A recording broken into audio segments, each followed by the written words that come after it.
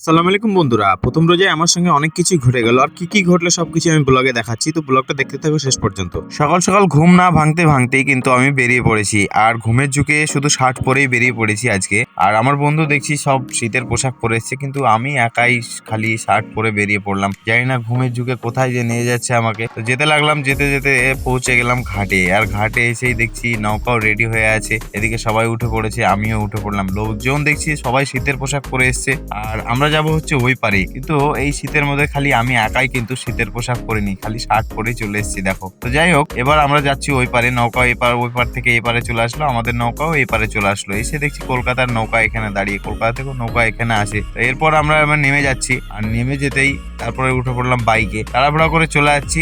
আর তারপর আমরা এখানে পৌঁছে গেলাম। পৌঁছে যেয়ে দেখছি সবাই কাজের জন্য প্রস্তুতি নিচ্ছে, আর আমি কি কাজ করব ঠিক পাচ্ছি না, আমার চোখে কিন্তু এখনো ঘুমই ছুটেনি। তারপরে দেখছি একটা কাজ দিয়ে দিল, নাট বোল্ট লাগানো। তো আমি এদিকে ঢুকে গেলাম, আর ওইদিকে ওরা সবাই লাগাচ্ছে। আমি ঢুকে যেয়ে এখানে নাটটা লাগিয়ে দিলাম। আর এই নাট লাগানোর পরে আমি ফেসবুকে ভিডিও আপলোড করতে যাচ্ছি। আর কি বলবো, হঠাৎ করে নোটিফিকেশন আসলো যে আমার পেজ রাস্টিকেট করা হয়েছে। তো কাজে তো মন বসছে না, তাও কাজ করতে হচ্ছে। তো এইদিকে আবারও শুরু করে দিলাম এইসব ইট ফিট এইসব কাজ করতে করতে। আবারও ফেসবুকের পেজটা একটু চেক করলাম, 1 ঘন্টা পর দেখছি ঠিক হয়ে গেছে। তার কারণ হচ্ছে ফেসবুকে আমি একটা ভিডিও আপলোড করেছিলাম, ভিডিও আপলোডের সবই ঠিক ছিল, ওখানে কিন্তু টাইটেলটা আমি একটু গন্ডগোল করে দিয়েছিলাম। তার জন্য আমার পেজটাকে এরকম রাস্টিকেট করা হয়েছিল। পরে সবকিছু সাবমিট করার পর আমাকে ঠিক আবার ফিরিয়ে দিয়েছিল পেজটা। আর এই প্রথম রমজানেই পড়ে গেল এত বড় বাস আমার মাথায়, আর এত হার্ড কাজ। তো যাই হোক, আমি ক্লান্ত হয়ে গেছি, আর এরা এখনো কাজ করে যাচ্ছে। তারপর অবশেষে দেখছি কাজ শেষ হলো, এদিকে ভাই গোটাতে লাগলো। তারপর আমারও বাড়ি যাওয়ার পালা, যেহেতু ইফতারটা বাড়িতেই করবো ভেবেছি। তাড়াতাড়ি হাত মুখ ধুয়ে নিলাম, আর ধুয়ে বেরোতেই দেখছি ওয়েদার খুব সুন্দর ওয়েদার। এই ওয়েদারে কিন্তু টিপটিপ করে বৃষ্টি পড়তে লাগলো। তো আমাদেরকে রাখতে চলে আসলো ঘাটের দিকে।